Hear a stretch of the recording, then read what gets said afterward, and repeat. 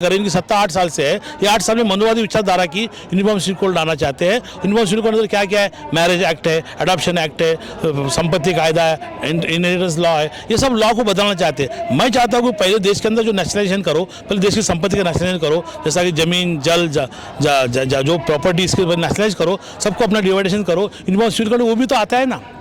महिला के अधिकार के बारे में जो मैरिज लॉ होते हैं, हिंदू मैरिज लॉ अलग है, मुस्लिम मैरिज लॉ अलग है। हमारे बाबा साहब ने अपने देश के अंदर 1952 के अंदर बौद्ध मैरिज एक्ट दिया है, उसको हम बराबर लागू नहीं करते, उसको हम हिंदू भी चाहते हैं। हम तो हिंदू नहीं है ना भाई, हमें जबरदस्ती हिंदू बनाया गया है। हम हिंदू नहीं है तो हमें यूनिफॉर्म सिविल ला के हमें भारत के SC ST की लोग भी लोग को हिंदू बना डालेंगे और हिंदू बना के आप हिंदू राष्ट्र की बात करेंगे। हमारा हिंदू राष्ट्र के बारे में विरोध है। अरे हिंदू राष्ट्र तो हमारा 5000 सालों से हमारा शोषण पीड़ित, हमारा जल संपत्ति प्रॉपर्टी शिक्षा का अधिकार छीना था।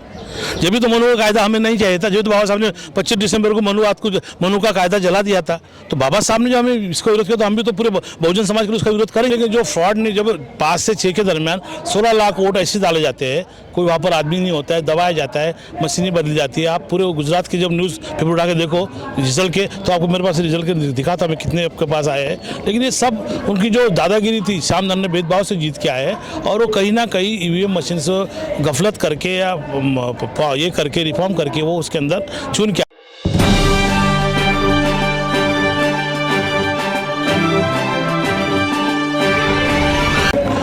नमस्कार, मैं सरदार बलविंदर सिंह, आप देख रहे हैं टीवी प्राइम। आज हम लोग हैं दिल्ली के जंतर मंतर पर और आपसे मिलवा दूं, सोशल रिफॉर्मिस्ट हैं डॉक्टर सुरेश गवई जी, महाराष्ट्र के सोशल एक्टिविस्ट हैं, बहुजन समाज की आवाज़ को बुलंद करते रहते हैं और हर 3 से 4 महीने में जो महाराष्ट्र की से जुड़ी समस्या हैं या भारत जो बहुजनों से जुड़ी समस्या उन्हें लेकर जंतर मंतर पर अपना प्रदर्शन करने आते हैं और सरकार के संज्ञान में दिलाते हैं कि बहुजनों को क्या क्या परेशानी इस समय हो रही है। तो सबसे पहले चैनल पर आपका स्वागत है सुरेश गवई जी। और आज जो आप लोग आए, क्या मुद्दा लेकर आप दिल्ली के जंतर मंतर पहुँचे हैं? पहला मुद्दा तो हमारा जो उन्होंने भी जो नया UCC लाया है, यूनिफॉर्म सिविल कोड लाया, उसका मैं विरोध करता हूँ और निषेध करता हूँ। और दूसरी मैं मुद्दा लेके आया हूँ कि जो गुजरात में चुनाव हुए, उसको फ्रॉड चुनाव हुए, वो चुनाव रद्द किया जाए और नए से चुनाव लेना चाहिए। ऐसे मेरी 2-3 मांग यहाँ पर है। आपको ऐसा क्यों लगता है कि गुजरात में जो चुनाव हुए हैं वो गलत तरीके से फ्रॉड हुए हैं? आप देखो, वोट तो जनमत ने दिया ना, पब्लिक ने वोट दिया, तो हाँ, तो कैसे कर सकते हैं? अपमान तो नहीं कर रहा हूँ मैं, लेकिन जो फ्रॉड ने जब 5 से 6 के दरमियान 16 लाख वोट ऐसे डाले जाते हैं, कोई वहाँ पर आदमी नहीं होता है, दबाया जाता है, मशीनें बदली जाती है। आप पूरे गुजरात की जब न्यूज़ पेपर उठा के देखो रिजल्ट के, तो आपको मेरे पास रिजल्ट के दिखा था मैं कितने आपके पास आए हैं। लेकिन ये सब उनकी जो दादागिरी थी, श्यामधन ने भेदभाव से जीत के आए हैं और वो कहीं ना कहीं EVM मशीन से गफलत करके या ये करके रिफॉर्म करके वो उसके अंदर चुन के आया, ऐसा मेरा उन पर आरोप है। तो मैं चाहता हूँ पहले गुजरात चुनाव रद्द हो जाए, बात की बात बाद में देखेंगे। लेकिन गुजरात चुनाव को आप रद्द कराने की बात कर रहे हैं, आप यहाँ जनता मंतर प्रदर्शन करने आए हैं, आप इसकी जगह कोर्ट भी तो जा सकते हैं ना। कोर्ट जाके कहिए कि चुनाव गलत हुआ, आप कोर्ट में तो गए नहीं शायद। कोर्ट में जाने के लिए वाकई स्थानीय जनता तैयार है, कर रही है और बहुत लोग पिटीशन डाला भी है, उसका आज नहीं तो कल रिजल्ट आएगा। लेकिन बाकी लोग गए तो मैं उनके साथ में सपोर्ट में खड़ा हूँ। सिविल यूनिफॉर्म कोड की बात जो आप कर रहे हैं वो क्या है, क्यों आप उसका विरोध कर रहे हैं? सबके लिए एक समान होना चाहिए, कानून नियम सब एक तरफा होना, एक जैसा होना चाहिए। सब ने तो अलग अलग बनाए, सिखों का अलग हो गया, मुसलमानों का अलग हो गया, हिंदुओं का अलग हो गया। देखो यही तो परेशानी उसके अंदर है ना। बाबा साहब ने संविधान के अंदर सभी धर्म के लोगों को एक साथ करके अखंड करके देश के संविधान को बनाया और इस देश का संविधान लागू नहीं कर रहे हैं।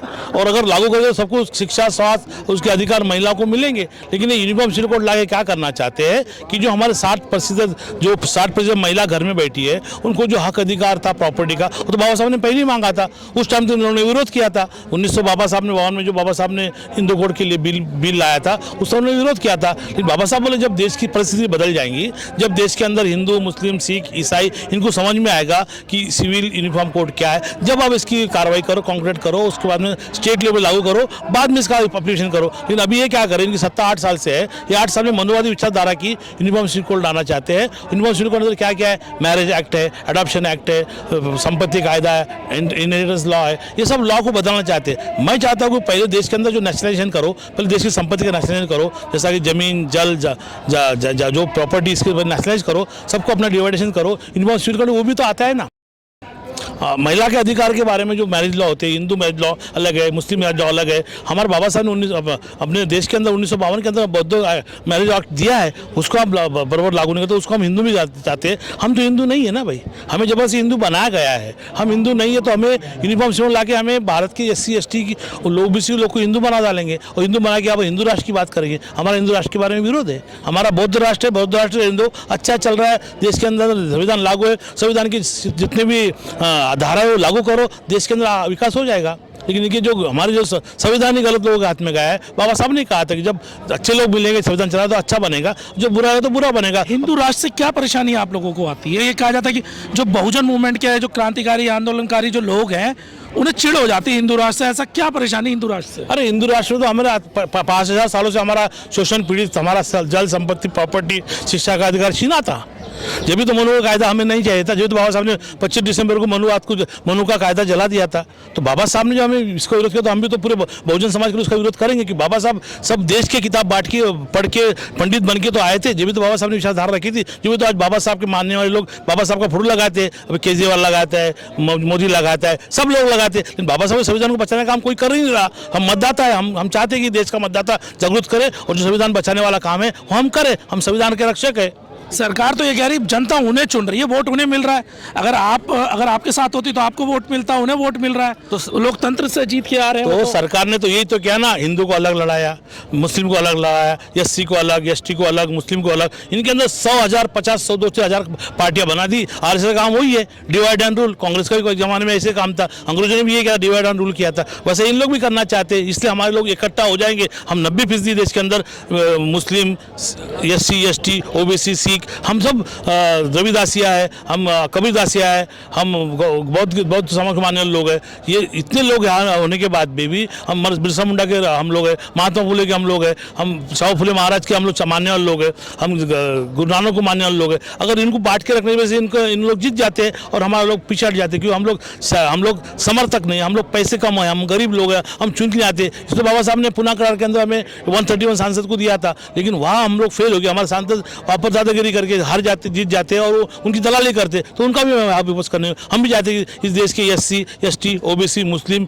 और क्रिश्चियन समाज के और सिख समाज के सांसद ने इस्तीफा दे और बाबा साहब के संविधान के साथ खड़ा रहे, ऐसे हमारे यहाँ पर मांग है। लेकिन सवाल आपने भी एक उठाया, प्रश्न उठाया कि RSS तोड़ती है लोगों को, है। लेकिन अगर अब RSS वाले ये कहते हैं कि हम जोड़ने का काम करते हैं इसलिए हमें वोट मिलता है, अगर आपकी आवाज़ सच्ची है और मजबूत है तो आपके जो वर्ग बटे पड़े हैं ये एक क्यों नहीं होते? RSS कैसे जोड़ लेता, आप क्यों नहीं जोड़ पाते? तो RSS के बाद जोड़ने वाले फुल टाइमर काम कर लोग, पेड वर्कर है। आपके पास नहीं है? हमारे पास पेड वर्कर कैसे हो गया? हमारे मजदूरी, हमको मजदूर बना के रखा, हमें मजदूर बना के रखा, हमें मजबूत होने दिया नहीं ना। अगर हमारा समाज मजबूत था, आज भी हम लोग पूरे गाँव में हमारे समर्थन में हम घूमते थे, लेकिन हमारे पास नौकरी होती है 10-15-20 हज़ार की, हम लोग संसार करे, घर चलाए, शिक्षा करे। इतनी महंगाई शिक्षा कर दी, इतने महंगा रोजगार कर दिया, कैसा हम कर सकते? इनके पास में पहले से पूंजीपतिवादी लोग हैं, RSS वाले लोग, इनके पास कहीं से फंड आता है, ऑल ओवर इंडिया से फंड आता है, वो फंड का यूटिलाइज करते हैं और हम पे अत्याचार करते हैं। नहीं, कहा तो ये भी जाता है कि जो SC दलित वर्ग है, अगर हम दलितों की बात कर लें उसमें भी अच्छे मजबूत शख्स लोग हैं, लेकिन वो समाज के लिए पैसा क्यों नहीं खर्च करते? अगर वो दूसरा कर सकता तो आप क्यों नहीं कर सकते? भाई इन्होंने पहले से 10% लोगों को भी नौकरी दी नहीं है, 0.06% लोगों को उन्होंने मजबूत किया है, वो नौकरी के अंदर अपने अपने संसार में लगे हैं। लेकिन जो 90% लोग बचे, जो देहातों में, कब्जों में, उनके पास नौकरी कहाँ है? वो खेती भी बड़ी पकती नहीं है, खेती पकी तो उनका मुआवजा बराबर नहीं मिलता है। तो इसलिए मजबूर लोग है, ये स्ट्रांगली इकोनॉमी स्ट्रांग नहीं है, तो वो चाहते हैं इनको एक ही अधिकार है, वोटों का अधिकार है। ये सही तरीके से एक हो गए वोट देंगे तो हम लोग BJP सरकार को फुकार फेंक सकते हैं। अंत में आपसे एक सवाल ये पूछूंगा कि जैसे आज आप यहाँ जंतर मंतर आए, अगर सरकार आपकी नहीं सुनवाई करती है तो फिर आगे की क्या तैयारी है? क्योंकि ये बहुत इंपॉर्टेंट है कि जंतर मंतर आके प्रदर्शन करना तो बहुत आसान है, लेकिन उसके बाद जो कार्रवाई, उस पर हमने देखा कि एक दिन आते प्रदर्शन करते चले जाते हैं, फिर उसका कुछ नहीं, फिर अगली बार आते प्रदर्शन करते चले जाते हैं, रिजल्ट कुछ नहीं, जीरो। देखो, हमने आपके माध्यम से समझाता, लोगों को बताता हूँ। मैं गुजरात गया था, मैं पश्चिम बंगाल गया था, मैं बिहार गया था, मैं UP गया था। मैंने UP के अंदर OBC को लेटर दिया, सपा बसपा को लेटर दिया, मैंने कांग्रेस को लेटर दिया, तुम एक हो जाओ, तुम लड़ रहे हो, तुम हार रहे हो। मैंने पंजाब में भी ये बात कही थी, किसान आंदोलन में तो पंजाब में बदलाव लाया हम लोग ने, हमने महाराष्ट्र के अंदर बदलाव लाया था, बदलाव BJP मुक्त भारत महाराष्ट्र बनाया था हमने, लेकिन उन्होंने साजिश से और खोखे के माध्यम से उन्होंने तोड़ दिया और वापस सरकार बनाए। वैसे हमने बिहार में गए थे, हम घूम रहे हैं, हम समाज को जागरूक कर रहे हैं। हमारे पास मतदाता है, हमारे पास में 30 करोड़ मतदाता अभी है इस वक्त, हो सकता है बढ़ने के बाद में हम लोग 40-50 करोड़ के अंदर हमारा 135 में से 40-50 करोड़ लोग हमारे पास में आ जाते तो आने वाली सरकार बहुजनों का होगा और बहुजनों का प्राइम मिनिस्टर और मुख्यमंत्री बनेगी। उसके लिए प्रयास करना, हमारे शरीर के लोग कम पड़ जाते, हमारे शरीर के और 150, 2,000, 5,000 लाख लोग हो जाएंगे तो हो सकता है इसमें बदलाव आएगा। ऐसी मेरी समाज के लोगों से अपील है कि मेरे साथ जुड़े और समाज के लिए काम करें। जी, बहुत बहुत धन्यवाद समय देने के लिए। तो हमारे साथ ही डॉक्टर सुरेश गवई जी, महाराष्ट्र के जाने माने सोशल एक्टिविस्ट हैं और लगातार मैंने बताया, जैसा बताया, सड़कों पे बाबा साहब एक बात कहते थे कि अगर संसद चुप हो जाए तो सड़कें वीरान नहीं होनी चाहिए, और उसी को लेकर ये लगातार महाराष्ट्र से दिल्ली आके लगातार आवाज़ को बुलंद करते रहते बहुजनों की। अगर वीडियो पसंद आए, वीडियो को लाइक कीजिए, शेयर कीजिए, चैनल अब तक सब्सक्राइब नहीं किया और चैनल सब्सक्राइब कीजिए। मैं सरदार बलविंदर सिंह, टीवी प्राइम से बहुत बहुत धन्यवाद।